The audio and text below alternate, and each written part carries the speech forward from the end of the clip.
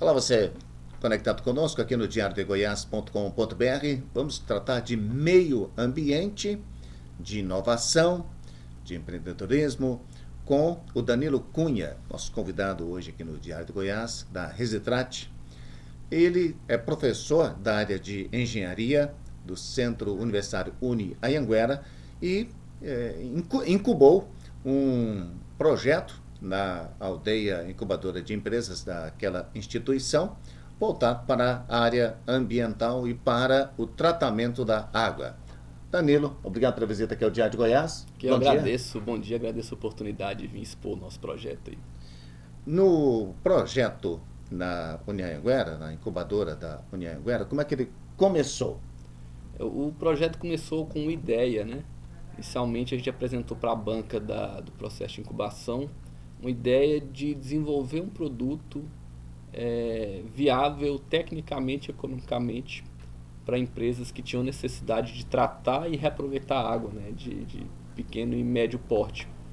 Até então as tecnologias disponíveis tinham um custo muito alto que tirava o acesso aí de alguns segmentos como lavanderia, lava-jato, né?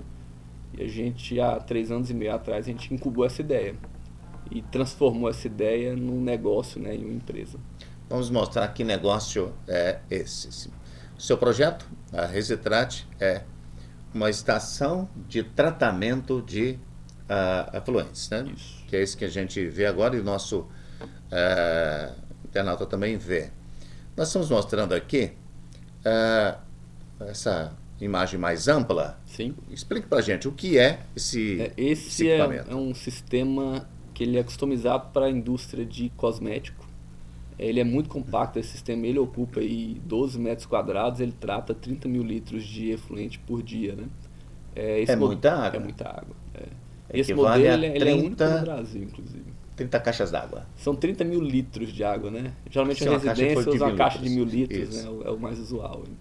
Esse azul é o... Esse é um módulo para lavanderia e lava-jato. Esse é um sistema um pouco menor, né? Ele é um pouco mais simples que aquele, porque é um tipo de efluente mais simples de se tratar. E ele é aplicado para lavanderia, para lava-jato, para alguns segmentos com efluente um pouco mais simples.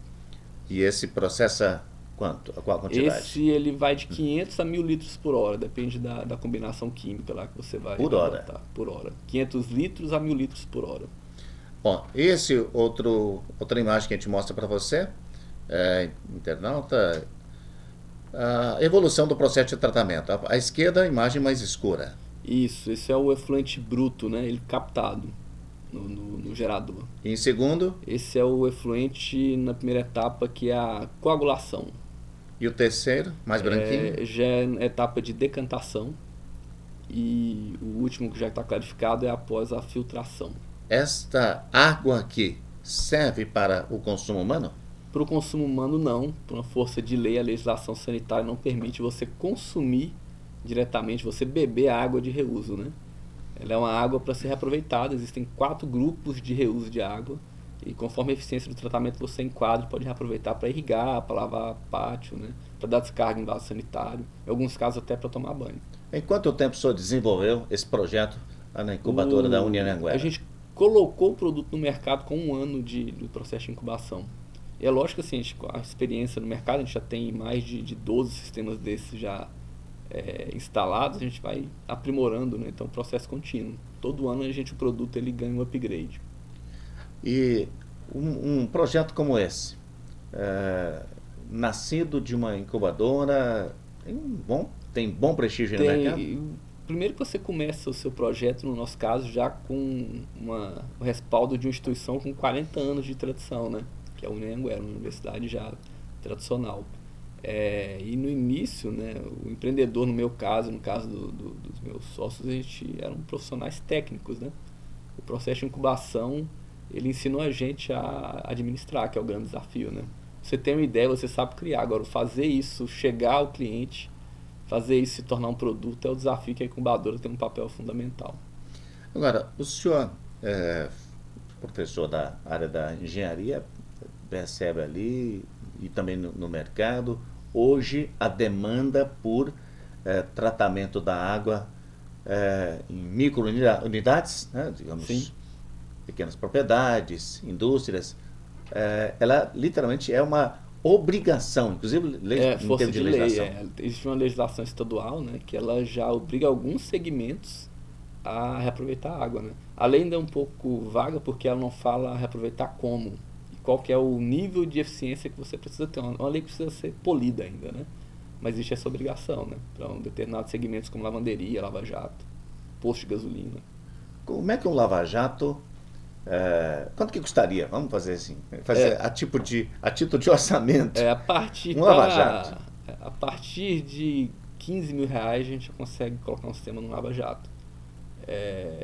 E nas empresas que a gente tem instalado, o payback do projeto é muito rápido. Em 6 meses ele já se pagou pela economia, né? Em alguns casos, para conseguir manter o operando. Do que o senhor conhece dos lava-jatos, o consumo de água pode chegar a quanto? De 30 mil litros dia, lava-jato de pequeno porte. Aí. Isso vai dar uma despesa? Se fosse água da rede da R$3.000. Saneago, R$17 o metro cúbico, né? Multiplica isso aí por 30 diariamente. Então, a conta R$3.000, R$4.000 aí todo mês. Ou seja, e com o reuso, essa conta baixa só? 60%, 70%. Vai só para o consumo ali da... Ele, assim, você não consegue reaproveitar 100% da água, porque você perde na evaporação, o processo, você tira um resíduo da água que ele sai com umidade, né? Mas dependendo do segmento, chega a 90%. A média, 60%, 70% do volume que ele consome, ele consegue reaproveitar ao longo do mês. E no lava-jato a água fica ali, ela fica recirculando. Suja, isso. Entra lá com os produtos de limpeza, retira e volta. Retira e volta. Um circuito fechado. Né? E aí ela fica ali dentro. Isso. Não sai mais. De tempos em tempos ele tem que repor, porque perde pela evaporação e o próprio tratamento em si ele tira, né? Um resíduo úmido. Né? Sim. E nesse caso, o produto retirado, para onde que ele vai? Aí ele se torna um resíduo sólido. Aí ele precisa ser destinado adequadamente. A gente tem algumas iniciativas, inclusive para Lava Jato. É um trabalho que orienta dentro da instituição, com a parceria da incubadora também, para a gente reaproveitar esse lodo, que é o nome que dá o resíduo que você tira do tratamento, na produção de artefatos de concreto. O piso paver, né? Aquele bloquetezinho, a gente já está com um estágio bem avançado já para desenvolvimento. Ou seja, nada vai para o meio tudo ambiente, vai para algum lugar. Vai se tornar um produto, né? Eu ouvi uma explicação recente de um professor do IFG, né, inclusive questionando o fato de que a nossa estação de tratamento de esgoto, a grandona, ela poderia reaproveitar muito mais o que é levado lá para o aterro sanitário. Ou seja, a nossa estação de tratamento de esgoto está pela metade. Tem uma eficiência baixa, né? Baixo grau de eficiência por causa disso, infelizmente. Mas pode melhorar. O bom é que nós temos pessoas, pesquisadores, sim, cientistas, gente que desenvolve produtos e que está aí observando o mundo inteiro e trazendo essas novidades para a gente. Agora, a água retirada do tratamento, ela não pode ser usada para consumo. Isso, você não pode beber essa água. Você não pode beber, mas pode tomar banho. Sim. E o que mais? Você pode irrigar, você pode higienizar veículos, fazer limpeza de calçada, qualquer outro fim que não seja o consumo humano direto, né? Você pode reaproveitar. E observando isso para grandes condomínios, então... Para irrigação, né? Imagina que tem que fazer irrigação. Tem que alimentar as suas áreas verdes. E toda a água é jogada fora. Sim. E quando você reaproveita, você deixa de pressionar o meio ambiente para extrair mais o recurso, né? O que temos hoje é uma obrigação. Temos uma crise. Sim. No meio dessa crise, o senhor disse agora há pouco, que a crise está fazendo com que a instalação de sistemas de reuso sejam instalados. Se não fosse a crise, nós não estaríamos pensando nisso, de certa forma, né? A gente se acostumou com um cenário de abundância. Há males que vêm para bem. A gente acostumou com um cenário de abundância de água, né? A gente sempre viu os vizinhos aí começar a passar sufoco pela falta de água e imaginou que não ia chegar aqui e chegou, né?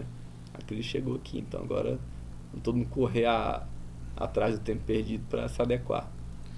Os investimentos, que eu disse agora há pouco em relação ao Lava Jato, tem um retorno de 6 meses. Uhum. Vamos fazer uma outra simulação, já que no meio da crise hídrica nós estamos aí com a limitação a pivôs, né, e indústrias que retiram água do meia ponte.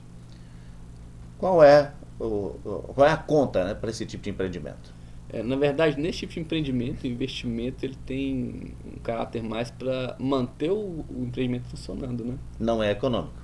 Não é Você vai ter um retorno a econômico. longo prazo, porque se aumenta o volume, o custo do sistema aumenta bastante, né? Mas se ele não coloca um sistema desse, ele tem que fechar a empresa, porque ele não vai ter o recurso primordial que é a água, né? É uma questão de De sobrevivência. Nesse segmento, isso é sobrevivência. E do que o senhor está vendo do setor agropecuário, como é que eles estão reagindo bem a isso ou não? Muito pouco ainda. Por quê? Muito pouco. Na sua visão? Primeiro, falta fiscalização, né? Tem muito pivô clandestino. E eu não vejo, por parte do setor agropecuário, uma preocupação real. Eles não entendem isso como um problema ainda. A hora que a água realmente ficar escassa e faltar, eles vão ter que correr atrás, né? Tanto é que o segmento que a gente atende hoje, a gente não tem nenhum cliente nesse segmento específico, o agropecuário. A gente está focado em indústria. Quer Né? dizer, eles só estão observando, Para ver mas o que não vai estão fazendo acontecer. nada por enquanto. Por enquanto nada. Se não tomar atitude, Vai faltar. vai faltar. Porque a tendência da crise hídrica, infelizmente, é piorar. Piorar. Se você pegar os estudos hidrológicos aí dos últimos 3 anos, você vai ver que o volume de chuva continuou o mesmo, mas espaçado num período muito curto, né?